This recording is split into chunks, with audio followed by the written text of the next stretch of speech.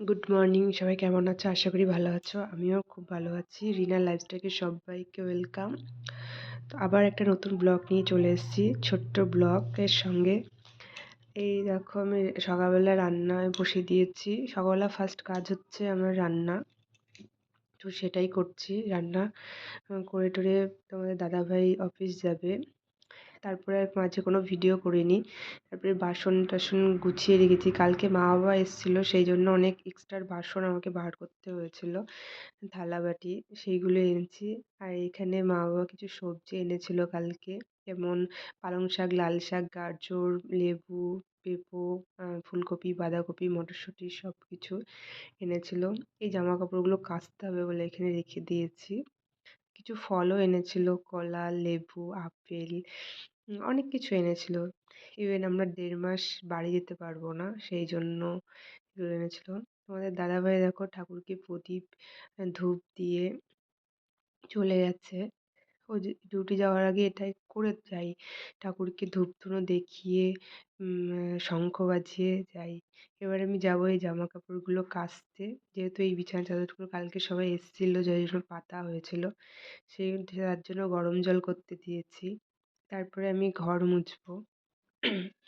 ঘর সেরকম নোংরা হয় না, যেহেতু দুজন মানুষ থাকি, তো সেই রকম নোংরা হয় না। তবুও প্রত্যেক দিন মোছাটা একটা হ্যাবিট হয়ে গিয়েছে। তখন মনে হয় যে না মুছলে মনে হয় যে এখানে নোংরা আছে, ওখানে নোংরা আছে। আর স্নান করার পর এইসব কাজ একদমই পছন্দ হয় না, ভালো লাগে না।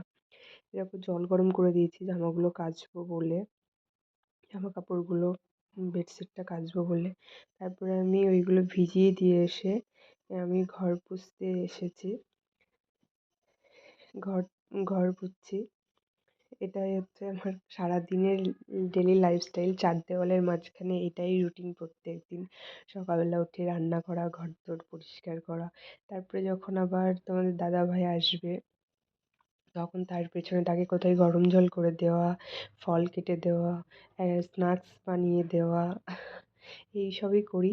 রাত্রে ডিনার করা, এইসব করতে করতে আমার দিন কেটে যায়। কবে যে 1 মাস হয়ে যায়, 1.5 মাস হয়ে যায়, কাটিয়ে দিই। আমার কোনো মনেই থাকে না, মনেই হয় না। এই টাইমগুলো না, একসঙ্গে যে আছি, এই টাইমগুলো খুব তাড়াতাড়ি চলে যায় আমাদের লাইফ থেকে। এটা আমি ভাবি। যখন আবার দুজনে আলাদা হয়ে যাই, মন খারাপ করে। যখন আবার আসি, তখন এই একটা রুটিনের মধ্যে থাকি। আমার মনে হয় যে আমি এখানে থাকলে আমি একটা রুটিনের মধ্যে থাকতে পারি। একটা রুটিনের মধ্যে, যে সকালবেলা আমার এটা করতে হবে, অ্যালার্ম দিতে হবে, রাত্রে অ্যালার্ম দিয়ে সকালবেলা ভোরবেলা উঠতে হবে। বাই চান্স যদি আমি উঠতে না পারি, তাহলে ডিউটি যেতে লেট হয়ে যাবে, খাবার করতে পারবো না। ইভেন খাবার না করতে পারলেও কোনো প্রবলেম নেই। ওখানে কেউ না কেউ টিফিন নিয়ে আনে, আর একজনা যা টিফিন নিয়ে আনে, তো দুজনার হয়ে যায়।